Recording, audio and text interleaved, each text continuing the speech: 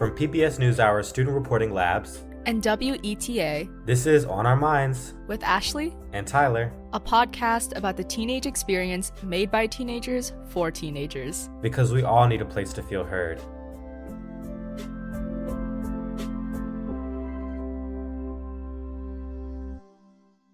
Hey Ashley, how are you? I'm doing pretty good. How are you? I'm doing good. Today, we're talking all about nature and how it affects our mental health and our well-being. I know. I'm definitely really excited for this episode, especially since I have a very strong interest in environmental science. It's something that I think I'd quite like to pursue in the future. Nature's just been a very big part of my life, I think. I'm excited about this episode because recently I started going on bike rides every night, and it has been the highlight of my day. It's been something that's really been able to allow me to kind of connect with nature, and then I'll come back home, I'll listen to music, and I'll light a candle, and I'll do my homework, and that's the perfect way to end the day for me. So oh, that sounds so nice. I always forget how much I love being outside, listening to the crickets and just hearing everything around you. It just there's nothing quite like it, even though I do listen to nature sounds when I'm studying instead of just going outside. But yeah. So we all know that being around beautiful flowers, trees, mountains, the ocean, and all that kind of stuff feels nice. But there's actually a ton of research and science being done now that actually quantifies how beneficial it is to be connected to nature. Even just having a view of a tree out of a window can be helpful. A study published last year in the journal Science Advances documented more than 200 different ways nature can impact well-being, including things like mental and physical health, feelings of connectedness and belonging, and spirituality. We're going to hear more about the science of nature and well-being later. But first, we're going to Rockville, Maryland to meet Raha and Caroline. They're both in high school and became friends while working together at an outdoor summer camp. They really like to spend time together in nature, and they attempted to record this segment of the podcast on one of Caroline's small boats at a place called Lake Needwood near where they live.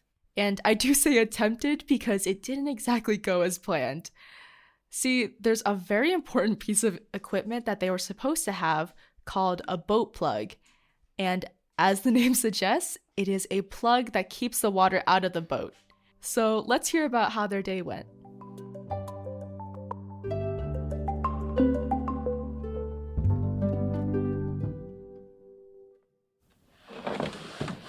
Alright, you come in and hop in the boat. Oh no. That's completely my fault. I don't want this to go wrong. We end up capsizing. I guess it's time to move. Oh no, this is bad. Well, because I don't know if you saw my face, but I saw you sit down, and then all of a sudden I looked down, and there was just, oh no, where's the boat plug? Do you have one? Yeah, well, it should have been in the boat. It just must have fallen out. I was so anxious about getting everything ready that I didn't I was moving around really fast this morning. I was like, we gotta go. Okay, yeah, that's totally fine. Let's go for a walk. Yeah, let's go for a walk.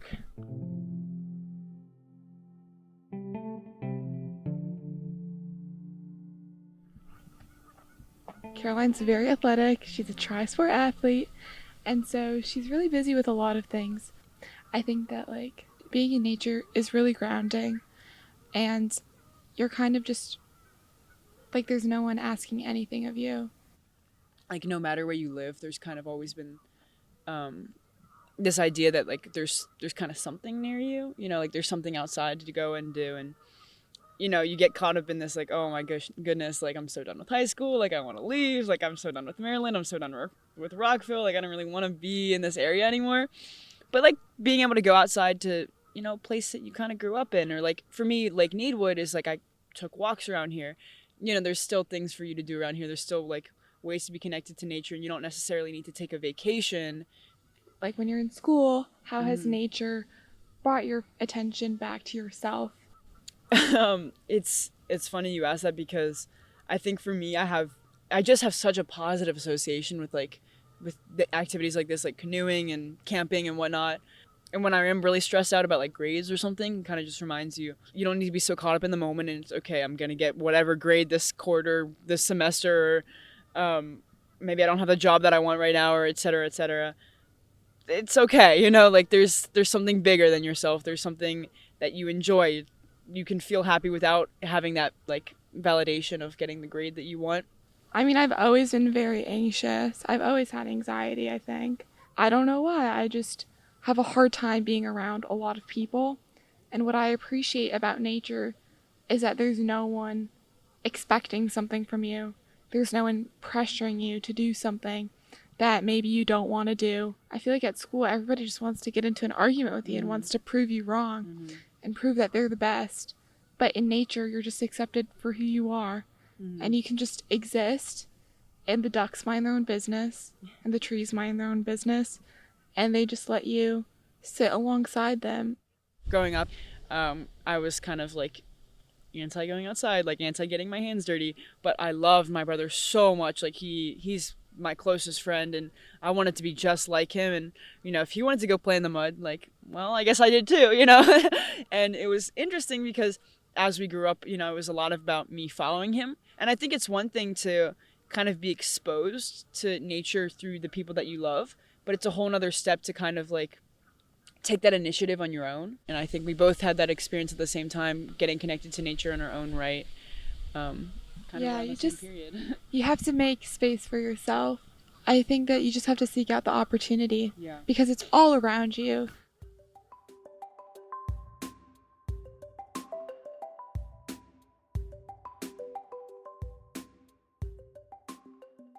I love what Raha said about taking the opportunity to go outside and spend time in the outdoors. Nature's all around us, and I love that Raha and Caroline still manage to enjoy their day despite their plans not working out with the boat plug. Sometimes your boat's gonna capsize. Sometimes you go outside and you get stung by like 6 bees. Sometimes mosquitoes use you as like their blood bag.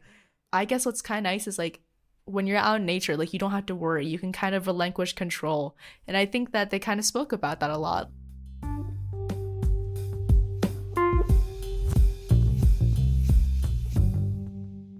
While we know that going outside can be a great source of tranquility and mental focus, we know that sometimes it's difficult to be able to go outdoors and into nature.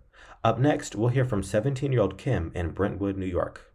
She lives in an area just outside of New York City without many sidewalks. Her mom is also really worried about crime, and she doesn't let Kim walk around outside alone. That really impacts Kim's mental health. And so she sat down to talk with her mom about why she would like to be more independent.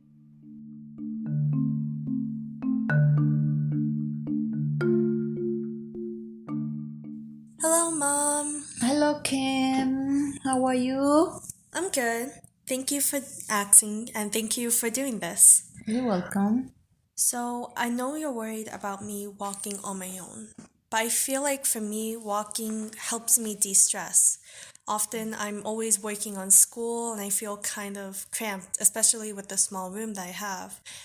So, walking lets me be in an open space with fresh air, be able to breathe in nature and feel calm during a time when I feel really stressed, especially now that college admissions are happening. So it's just kind of getting me a bit scared. Understanding more about why you don't want me to walk and understanding more about your feelings and coming to maybe a resolution or even just a more of an understanding. Okay. Before I continue, I want you to explain why you don't want me to walk. Okay. The reason is because I'm scared because the neighbor where we living before used to be really safe when you was a baby. Now you go and the neighbor changed, so it's different. And especially they don't have no sidewalk to walk, so you have to walk on the street. And a lot of people driving distracting, so can cause any accident. I understand that completely. What problems or situations are you worried exactly might happen if I walk alone? Well, it was one situation what happened in the family already, with your brother, and he was walking from school to the house, and this person stopped the car. He wanted to take him away, so that's another reason I'm scared. Even though I like to walk around, I sometimes have that fear that there's always dangers. Because I guess I always assume that I'll be okay, I'll be perfectly fine. But as I'm getting older and I'm planning to go to college, especially far away, and into new places, one, I feel like I should be able to learn how to kind of walk on my own, but I also understand that fear that anything could happen. I do know that at least this is in the past, and I don't believe so anymore. I used to think that it was trust issues and that you just didn't trust me enough, but do you think that's the case or no? No, no, no, no. It's the time that we live in. I trust you. It's But you don't trust other people as much. no. What do you think would be a better solution that will allow me to walk on my own? Well, you can, like I say, you can walk with somebody if you have a friend, walk together, or I can walk with you if you want. I know sometimes I want to walk around on my own because I feel stressed and I don't want people to see me in that state. Okay, so you know what? You can walk and keep in touch with me with your phone. I know some parents have like a phone tracker actually, where they track a phone. Yeah, that'd be a good idea. You had to teach me that Yeah. so I can track you. Yeah, I know some of my friends have it. It's also safer. So like Yeah. if anything happens to me. Yeah, that'd be a good idea. Yeah, why not? Yeah. And I can always carry something like Like a stick, because dogs, I see. yeah, like a But- stick. But you feel like that would be good? Yes, it'd be good. Is there anything else you want me to understand or know better about like why you don't want me to walk? No, I think we understand each other, right? Okay. I'll Yeah. try to be safe. All right, so we in the same page. I love you, Mom. Okay, I love you too, baby. I know you just want to keep me safe. Okay, bye. Bye.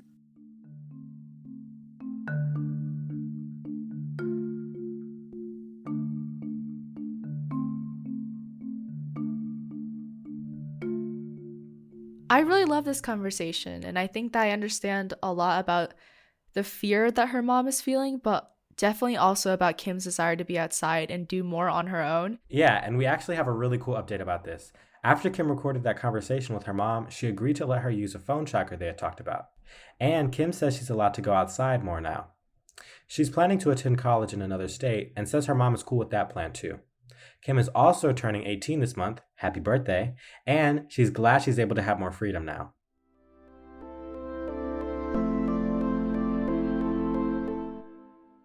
As we mentioned earlier, there's a lot of new research happening around all the ways nature is good for people. Student journalist Siddharth Sudan from Stevenson Ranch, California, got the chance to talk about it recently with Florence Williams. She's a science journalist and the author of the book, The Nature Fix: Why Nature Makes Us Happier, Healthier, and More Creative.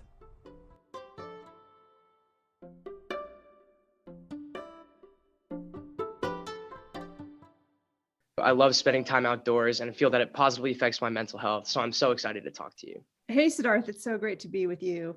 What are scientists learning now about how much people benefit from the outdoors? There's been so much research over the last 10 or so years, and I think this is partly a response to a recognition that we are more disconnected from the natural world than ever. And people are very interested in what that means for our health and what it means for our kind of emotional well-being as well.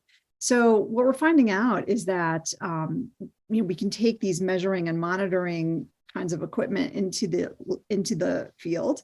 We know that after even just 10 or 15 minutes of being outside in a pleasant nature space, that our respiration slows, our stress hormones like cortisol start to drop. We start to be a little bit more pleasant.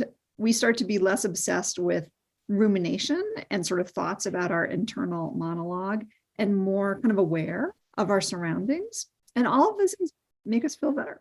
But do you have any other tips or advice for ways teens can connect to nature, more specifically if they live in a city or an area without much access to the outdoors? Yeah, I mean, this was something I ended up thinking about a lot once I moved to a city. How could I kind of optimize these benefits of nature? And in fact, there are a lot of pretty easy ways. Even as simple as just bringing houseplants, into your workspace or into your house. We know that even provides kind of micro doses of stress reduction. Put your desk under a window, get some natural light, go outside in the early morning if you can, maybe drink your coffee, on your doorstep. Even that kind of improves our moods and our alertness, and then we sleep better at night. we know that even when you're in a city, you can find nature and kind of tune into the cycles of nature by looking at the sky. For example, the night sky, you can see where the moon is and what it's doing. You can see some stars, you can see the sunset. You can find fractal patterns in clouds. You can also find them along urban creeks and in trees. My daily intake of nature is my morning walks with my dog. Great. But I always feel like there's that constant nag of I probably have to get back because I have to get ready for school, or I have my phone with me. So my question is, how should we utilize our intake of nature to the fullest? First of all, I would put your phone in a pocket and turn it off, or turn the sound off, and then ask yourself what you're noticing in this very present moment in terms of all of your senses. So walk yourself through these questions, like, do I see any cool patterns in nature? Do I see the color green, or what colors am I seeing? Am I finding some particular objects of incredible beauty? Like, can I find a little bit of awe today in looking at this blossom and looking at a butterfly? Maybe there's a bird in the tree. Can I actually kind of focus in on listening to the bird sound and kind of filtering out some of the city noise?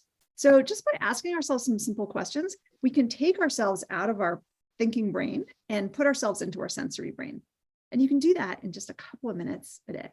You also talked about something else in the book that I think is really interesting. You talked about how nature can be awe-inspiring. Can you talk about that a little bit? What happens when people experience this feeling? Yeah, sure. I'm really intrigued by the science of awe, which is it's a positive emotion, one of a handful. And it's only really recently been studied kind of in a laboratory or in any depth. And what we know is that when people experience awe, and about half the time they experience it, it is from the natural world, although it can also be by watching another person, in an act of bravery, for example, or looking at an amazing piece of art or hearing a symphony and so on. But when we're in the natural world and we are kind of overcome by the beauty that we're seeing, it does this really interesting thing. It all of a sudden takes us out of our own kind of individual soundtrack and makes us think about something outside of ourselves. Just that simple act of like, what is that? What am I looking at? Oh my goodness, that's amazing. That makes us feel more connected to the world around us. And it makes us feel even more connected to each other. And it turns out that those are powerful antidotes to feelings of loneliness. They're powerful antidotes to feelings of anxiety.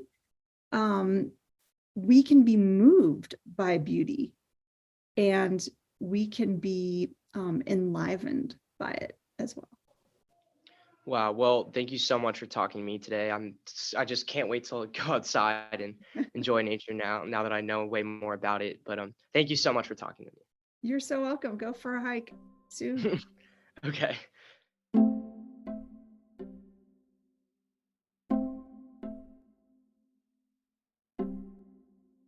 I think listening to their conversation was so cool. For so long, we as people lived like very in tune with nature. And then we got farther and farther away from it with industrialization. And so it's always nice to hear that, like, no matter how advanced we become, like, we're still like animals. Like, we still just like being outside. We like being in the sun. We like, I don't know, being in the rain. I love the rain. To some extent, like, regardless of our problems, it's always been part of the solution to just go outside and have fun and just be with nature. I also love when there's something that I know that I enjoy doing and it's kind of like backed by science. Like, I love to go outside, but that now there's these scientists that are saying, oh yeah, actually going outside is really good for you, which I knew, but having the science to back it up really makes me feel 10 times better about going outside and avoiding my homework.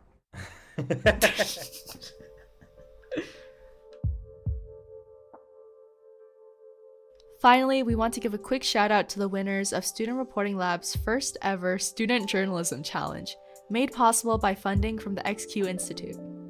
Let's hear a clip from one of the winning stories from students from Elizabethton High School in Elizabethton, Tennessee. They produced a video called Airless, Ugly Places, exploring why their school building has no windows.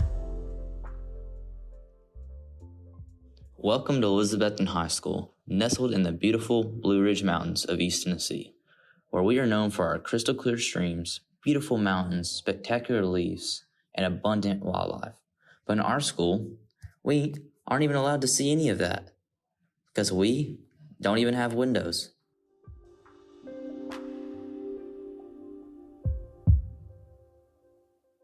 So congratulations to all those students, and if any school architects are listening, hopefully you got the message from this episode to please include windows in any and all schools you design. Up next, our last episode. No, oh, it's so sad. It'll be a short but bittersweet one. We'll share what's coming up for On Our Minds Season 4 and find a way to say goodbye. Today's segments were produced by Raha and Caroline from Rockville, Maryland, Kim and Mariana from Brentwood, New York, and Siddharth Sudan from Stevenson Ranch, California. This episode was produced by Editorial Director Marie Cusick and edited by Associate Producer Jaylah Moore-Ross, with help from lead podcast producer Briget Ganske. Executive Producer Leah Clapman. Theme music by Jackson Teedens. Additional music by Blue Dot Sessions. On Our Minds is supported by the Arthur Vining Davis Foundations. If you or someone you know needs help, we have a list of resources at studentreportinglabs.org/mental health resources.